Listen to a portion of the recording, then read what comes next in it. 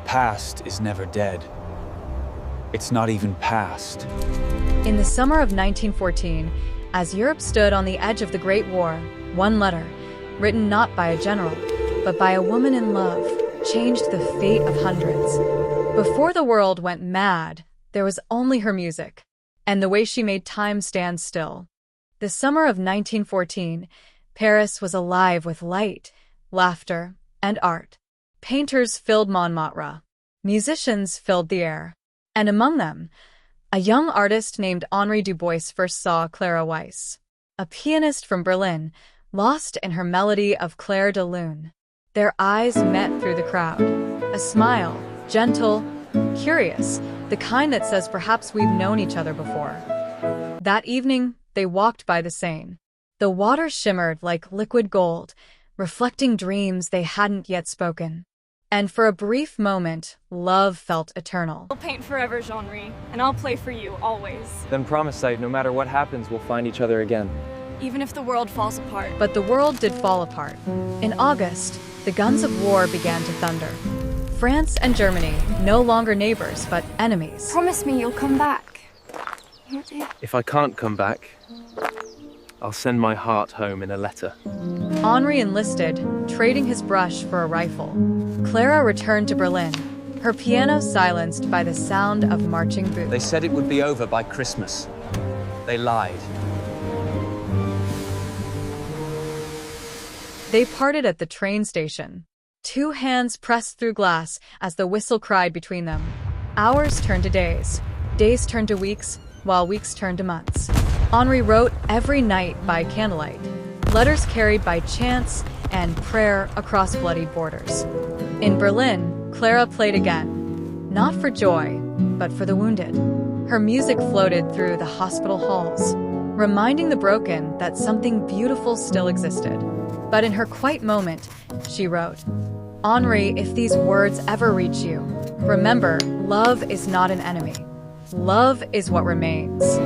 She sealed the letter and set it on her windowsill, a whisper released to fate.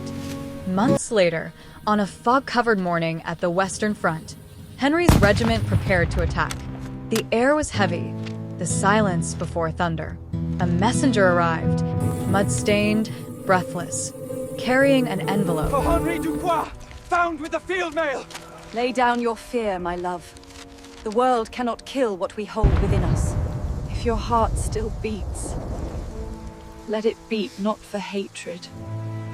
Remember love, and you will remember who you are. Henri opened it with shaking hands.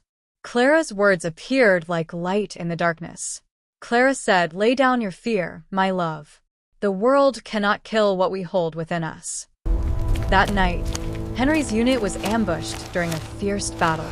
Though he survived the attack, he was captured. But fate had other plans. The letter was read not only by its intended, but by an enemy also.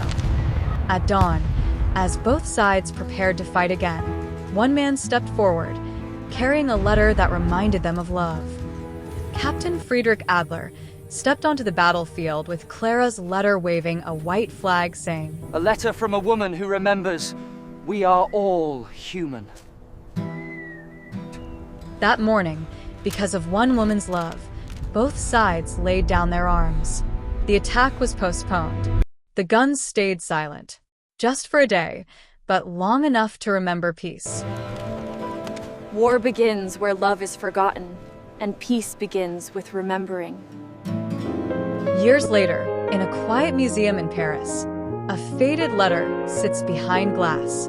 The tag reads, Clara Weiss to Henri Dubois, 1916, the letter that stopped a war. Visitors pass without knowing the whole story, but one little girl stops and reads the words aloud. Love is not an enemy. They never met again. But for one dawn, her words silenced the guns. Henri never came home. Clara never knew if he read her words. But history remembers what they could not. That for one dawn, love silenced the guns as rightly read by the little girl. And somewhere, in the quiet between memory and time, a piano still plays. A brush still moves across a canvas. and two souls, Henri and Clara, find each other again.